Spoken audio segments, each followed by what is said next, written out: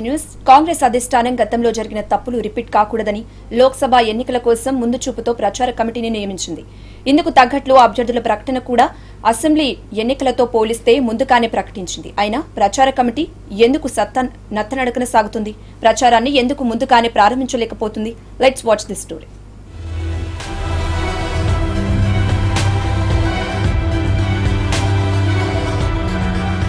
Telangana Congress parliament ఎన్నికల ప్రచార committee బాధ్యతలను మాజీ ఎంపీ విజయశాంతికి అప్పగించింది. అయితే అసెంబ్లీ ఎన్నికల్లో అభ్యర్థుల ప్రకటన చాలా ఆలస్యం చేసినప్పటికీ పార్లమెంటు ఎన్నికలకు మాత్రం తొందరగా ప్రకటించింది.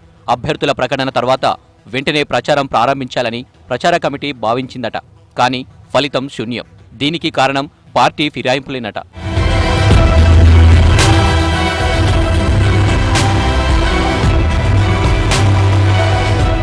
అయితే ప్రచార కమిటీ ప్రకటన తర్వాత రాష్ట్రంలో రాజకీయ పరిణామాలు వేగంగా మారాయి.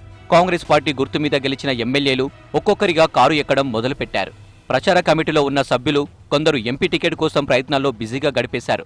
ఇక ప్రచార కమిటీ కో చైర్మన్ డీకే అరుణ ఏకంగా బీజేపీ కండువా కప్పుకొని మహబూబ్ నగర్ బరిలో నిలిచారు. ఇలా పార్టీ ఫిరాయింపులతో పార్లమెంటు అభ్యర్థులు సైతం కొంత డైలామాలో పడ్డారు. వారి పార్లమెంటులోని నియోజకవర్గాల్లో ఉన్న నేతలు పార్టీ మారడమే దీనికి కారణమట.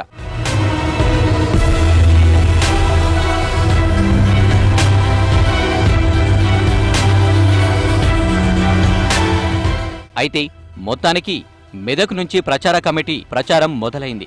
ఇక రానున్న రోజుల్లో కూడా సుమారు 40 నుంచి 50 సభలు నిర్వహిస్తామనే ధీమా అయితే వ్యక్తం చేస్తుంది ప్రచార కమిటీ. చూడాలి మరి ఫైనల్ గా ఎన్ని సభలు సమావేశాలు నిర్వహిస్తుందో పార్టీ.